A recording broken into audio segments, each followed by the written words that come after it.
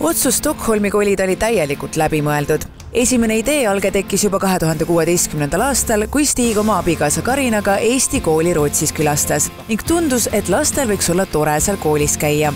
Sinna see mõte aga tol korral jäi, kuni töö mõtte tagasi pähe tõi. Kui ma nüüd vaatan natukene maailmas, et kus muusikat tehakse rohkem, siis on nagu 4-5 linna maailmas, kus nagu põhiliselt kõik laulukirjutajad, produtsendid koos on ja Stockholm on Tallinnale kõige lähem. Stockholmis on tõesti palju tippstuudioid ning meie intervjuu paigast vaid mõnisada meetrit eemal on näiteks nii kõva helistuudio, et seal käivad salvestamas sellised tegijad nagu Coldplay ja Ariana Grande. Stigi igapäevatöö on ka Rootsis seotud läbi ja lõhki muusika ja selle kirjutamisega. Mehe sõnul on Rootsis lihtsalt nii palju rohkem muusikuid, kellega koostööd teha ja seeläbi edasi areneda. Samuti muusikamaastik viimastel aastatel oluliselt muutunud. Suured muutused on see, et näiteks väga suured plaadifirmad ei ole ammu enam populaarsed artistide seas, et kui vanasti, mul tarvitses Eestis ju kirjutada, ma ei tea, 3-4 lugu, mis mingitele artistidele, mis läksid hitiks alati, eks ole, siis praegu muusika kirjutamine, selle väljaandmine ja selle hitiks jõudmine on, ma arvan, 10 korda raskemaks tehtud kui vanasti. Sest muusikat tuleb nii palju peale, muusikat tarbitakse nii erinevates kohtades kogu aeg, et raadiost sa kuuled ainult sellist võib-olla siis üldjuhul täiskasvanutele mõeldud popmuusikat, eks ole. Stigi sõnul on kanalid, mille kaudu artistid kuulsaks saavad täielikult muutunud ja väga suurt rolli mängivad sotsiaalmeediakanalid nagu TikTok. Kuigi töörutiin on üsna sarnane Eestis elamisajale, siis mõningasi muutusi on Stockholmi kolimine perele kaasa toonud küll. Esiteks me kolisime korterisse oma majast, mis on siuke, ikkagi äärelinnast niimoodi mere äärest tulla kesklinna korterisse on siuke suvel, sa ei lähe randa kohe, eks sa ikkagi võtad pakid, kuigi siin õnneks on väga palju vett lähedal ja rannad on ka lähedal, siis sa natuke planeerid seda asja kõike teistmoodi. Meil siin on ikkagi tuttavaid palju ja me saame inimestega siin läbi käia ja võib-olla see, et tugigrupp kadus ära, et kui sul varasemalt sa said lapsed viia 8 päevaks vanase juurde, seda enam ei ole. Stigi pererutiinist veevad aga äratundmisrõõmu ilmselt paljud teisedki.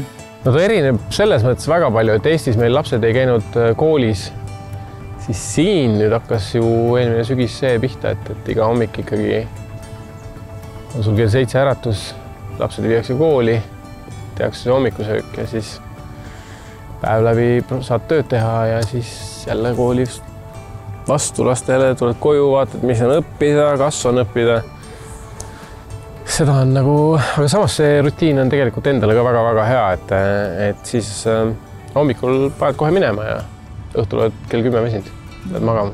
Õnneks sõpru on Stigil ja Karinal linnas juba palju ning sotsiaalne elu kannatanud pole.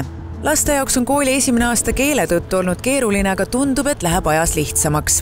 Stigi sõnul ei ole siin nii palju arutut tuupimist nagu paljudes Eesti koolides. Näiteks, kas või mu enda abikaasa käis Inglise kolledžis. See, mis seal toimus, see on minu arust liigitub vaikselt juba vaimse vägivalla alla, et kui sul on päevas 7 kontrolltööd või midagi sükest, siis nagu miks? Ma ei saa aru, et inimlik lähenemine on kindlasti, ma arvan, tänapäeval oluliselt tähtsam. Mis on lahe, on see, et sul õpilased räägivad eesti, rootsi ja inglise keeles, sest et osad lapsed ei oska eesti keelt, siis nad räägivad inglise keelt, siis siuke tohutu keelekümblus käib.